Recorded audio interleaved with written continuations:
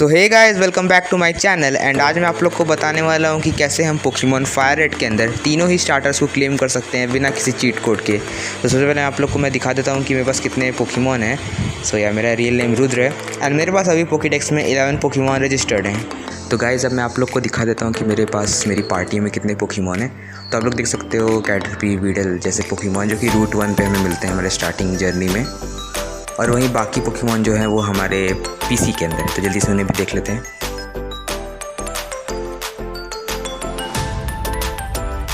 सो आप लोग देख सकते हैं कि मेरे पास तीनों ही स्टार्टर पोकेमॉन है और एक पीजी भी है जिसका लेवल 11 है। सो या ये मेरी मेन पार्टी है, मतलब मेन पोकेमॉन है। एंड सो मैं आप लोग को दिखाने वाला हूँ कि कैसे तीनों स्टार्टर को क्लेम करना है। तो क्योंकि मैं एक जीबी एमुलेटर से फायर रेड को अपने फ़ोन में खेलता हूँ, तो सबसे पहले हमें लिंक लोकल पे क्लिक करना है। इसके बाद फिर हमें किसी और गेम में एक सेव फाइल क्रिएट करनी है, और क्योंकि कैंटो रीजन पे बेस्ड है ये वीडियो, सो इसलिए मैंने फायर रेड को सेलेक्ट किया था।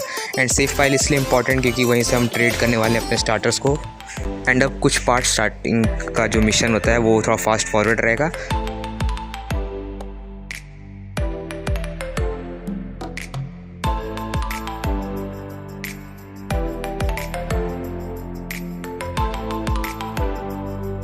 सो अब हम लोग अपने स्टार्टर को सेलेक्ट कर सकते हैं। एंड क्योंकि मैंने अपनी पिछली आईडी यानी जो मेन आईडी है उसके अंदर मैंने बल्बासौर को एज अ स्टार्टर लिया था, तो इस बार हम लोग चारमेंडर को लेंगे।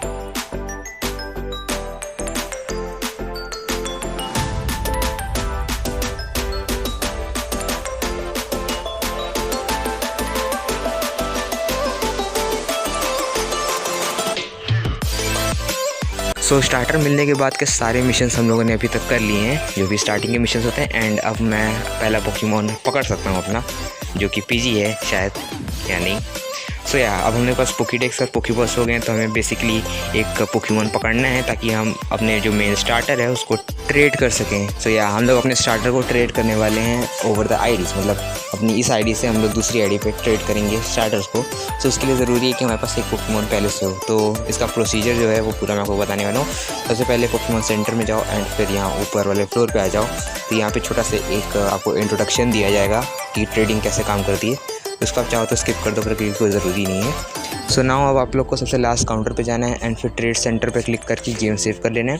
उसके बाद फिर आपको ऊपर एक स्विच गेम का ऑप्शन आएगा, जिसके बाद फिर आप उस पर क्लिक करोगे एंड फिर आप अपना मेन आईडी है उसको ओपन कर सकते हो। इसके बाद फिर आपको उस आईडी में भी ट्रेड सेंटर पे जाना है, बट सबसे पहले अपना स्लॉट सेव कर लेना इन केस अगर कोई ग्लिच हो जाता है तो। एंड आपको फिर वही सेम प्रोसीजर यूज़ करना है, मतलब ट्रेड सेंटर पे जाके गेम सेव कर लेना है। एंड फिर आपको ये दबा देना है, मतलब कंफर्म कर दोगे आप कि ट्रेड करना चाहते हो पोकेमॉन। फिर आपको वापस से अपनी आईडी स्विच करनी नहीं है, मतलब गेम स्विच कर लेना है। एंड फिर दोनों में आपको एक क्लिक कर देना है एंड या now you can trade your Pokémons. And जब आप ट्रेड सेंटर के अंदर जाओगे तो आप अपने किसी भी रैंडम पोकेमॉन के बदले आप स्टार्टर पोकेमॉन को ट्रेड कर लेना, जिसके बाद आपके पास तीनों स्टार्टर हो सकते हैं।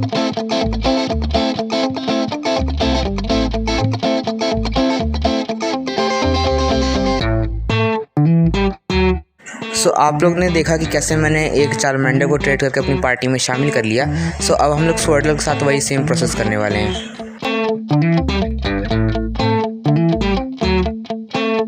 इस बार हम लोग को बस चारमेंडर की जगह स्क्वाडल को सेलेक्ट करके आईडी चेंज करके वापस से कोई रैंडम पोकेमॉन को सेलेक्ट कर लेना है एंड फिर हमें उन्हें ट्रेड कर देना है।